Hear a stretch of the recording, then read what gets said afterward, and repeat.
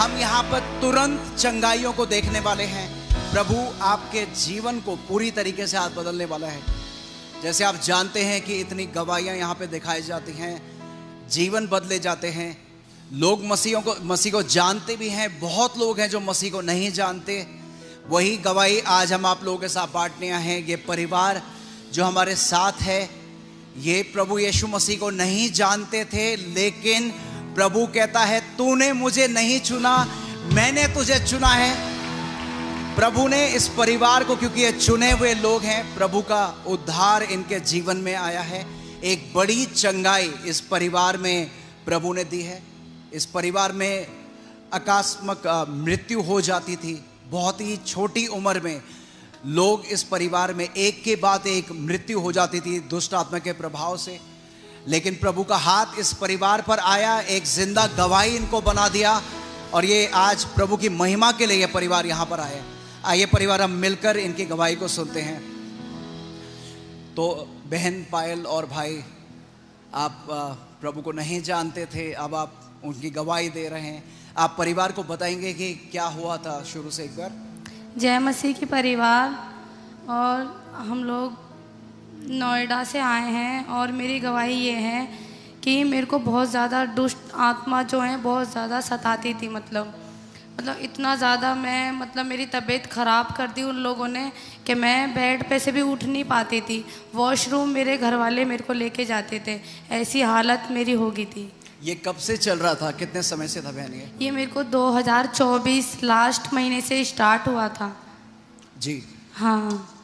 तो इसकी वजह से क्या क्या आपको होता था, दिक्कतें क्या आती थी आपको? जब मेरे को पहली बार सर में दर्द हुआ, वो दर्द ऐसा था कि बहुत ज़्यादा ऐसा लगता था कि जैसे कोई मेरा सर पकड़ के दबा रहा है दोनों हाथों से। तो बहुत ज़्यादा मेरे सर में दर्द होता था, मैं अपना सर पकड़ती थी दोनों हाथों से। ये सारी चीज़ें मेरे साथ होती थी, और मेरी जो धड़कन है वो तेज़ हो जाती थी, और मेरे को सांस लेने में बहुत ज़्यादा प्रॉब्लम होती थी। ऐसा लगता था कि जैसे कि मैं मर जाऊंगी, अब मेरा दम निकल जाएगा, हर घड़ी ऐसा लगता था मेरे को। जी। तो इसके लिए आपने कहीं पे इलाज करवाया, किसी को दिखाया? हाँ, आपने बहुत सारे डॉक्टरों को हमने दिखाया, और जो मेरे चेकअप हुए बहुत सारे, लेकिन सारी रिपोर्टें नॉर्मल आती थी। नॉर्मल रिपोर्टों में कुछ नहीं आता था। जी। तो मैं भाई आपसे जानना चाहूँगा, आप बता रहे थे कि आपके परिवार में दुष्ट आत्माओं की वजह से बहुत सताव होता, क्या हुआ था, आप बताएंगे एक बार? पहले जो है क्या बोलते हैं, हमारे घर में पहले मेरे पापा की डेथ हुई इसी दुष्ट आत्माओं के चक्कर में, और क्या बोलते हैं उसके बाद फिर मेरे भाई की डेथ हो गई, फिर उसके बाद मम्मा की। ऐसी फिर इसकी तबीयत ख़राब होने लगी। मैं कह रहा कि ये क्या चीज़ है बताओ। पहले पापा ख़त्म हो गए, फिर मम्मी, फिर भैया, अब इसके साथ भी ऐसे ही हो रहा है। आप क्या बता रहे थे, रिश्तेदारों में भी? हाँ, रिश्तेदारों में भी क्या बोलते हैं, मौसी वौसी 4 मौसियाँ मेरी, उनके भी हस्बैंड चारों ख़त्म हो रखे हैं। सो सारे लोग वक्त से पहले इन दुष्ट आत्मा के प्रभाव से उनकी मृत्यु हो गई थी। हाँ जी। जी। तो आप बता रहे थे कि जब बहन के साथ यही चीज़ें दोबारा होने लगी, आपकी मम्मी को आपने देखा था वो किस तरीके से हेल्दी थी, और आप बताएंगे वो थोड़ा सा? पहले जो क्या बोलते हैं, मेरी मम्मी बहुत ज़्यादा हेल्दी थी, फिर धीरे धीरे कमज़ोर होती चली गई, काला फेस पड़ता चला गया उनका। उनकी भी रिपोर्टें करवा देते हम, ऐसी नॉर्मल आती थी। और क्या बोलते हैं, हम जगह जगह गए, बहुत जगह हमने उनको दिखाया, तांत्रिकों को भी, मम्मा को दिखाया हमने, वो भी कुछ सलूशन नहीं निकला उनका, वो फिर डेथ हो गई उनकी भी। जी। तो आप तब घबरा गए थे जब वही चीज़ें बहन के साथ होने लगी थी जो आपके परिवार में लोगों के साथ हो रही थी? हाँ, मैं बहुत ज़्यादा घबरा गया था। मैंने कहा ये भी लगता है इसके साथ भी ऐसे हो जाएगा कुछ। जी। और इसके लिए आप कहाँ ले गए? और आप तांत्रिकों में आप बता रहे थे जगह जगह आप लेके गए थे? बहुत जगह गए, द्वारका, आगरा, और ये बहुत सी सारी जगह स्थान बने हुए हैं, उन जगह जगह गए थे हम लोग, वहाँ पे भी कुछ सलूशन नहीं निकला। 10 से 15 जगह पे आप बता रहे हैं आप इनको लेके जाया करते थे, और आपके इसमें पैसे भी लगे थे? हाँ जी। कितना खर्चा आपने कर दिया था इस पे? वहाँ 4 से 5 लाख रुपए लग गए थे। जी। और आप मुझे ये भी बता रहे थे कि इसकी वजह से परिवार में, क्योंकि ये कुछ कर नहीं पाती थी आप बिल्कुल। बहन आपकी कंडीशन खराब हो गई? मैं जो बिल्कुल बेड पे थी, मतलब मैं वॉशरूम भी नहीं जाती थी, मेरे घर वाले मेरे को पकड़ के वॉशरूम लेके जाते थे। तो इस वजह से जो मेरी बेटी है, मेरी बेटी का स्कूल भी छूट गया था, वो स्कूल भी नहीं जा पा रही थी। तो 2 साल तक आपकी बेटी स्कूल भी नहीं गई? नहीं, स्कूल भी नहीं गई है वो, क्योंकि घर में खाना मैं ही बनाती थी, तो खाना वाना कुछ नहीं हो पाता था घर में। तो फिर आप खाने का कैसे, आप इनकी मदद करते थे क्या? जैसे इसकी तबीयत ख़राब थी फिर मेरे को ही करना पड़ता था, जैसे भी मेरे को आता था बनाना उल्टा सीधा रोटी वोटी तो बनानी पड़ती थी, क्योंकि हमारे घर में कोई और है नहीं, मैं और यही हैं बस।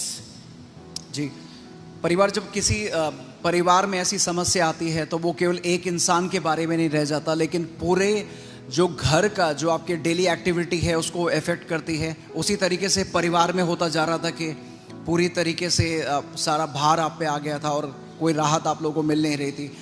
और बहना बता रहे थे कि लोग भी बहुत आपको जो परेशान। हमारे इधर के जो लोग थे, तो मतलब वो मेरे पास से गुजरना भी नहीं चाहते थे। उनको लगता था कि मेरे से कुछ उनको हो ना जाए, तो वो मेरे पास भी नहीं आते थे।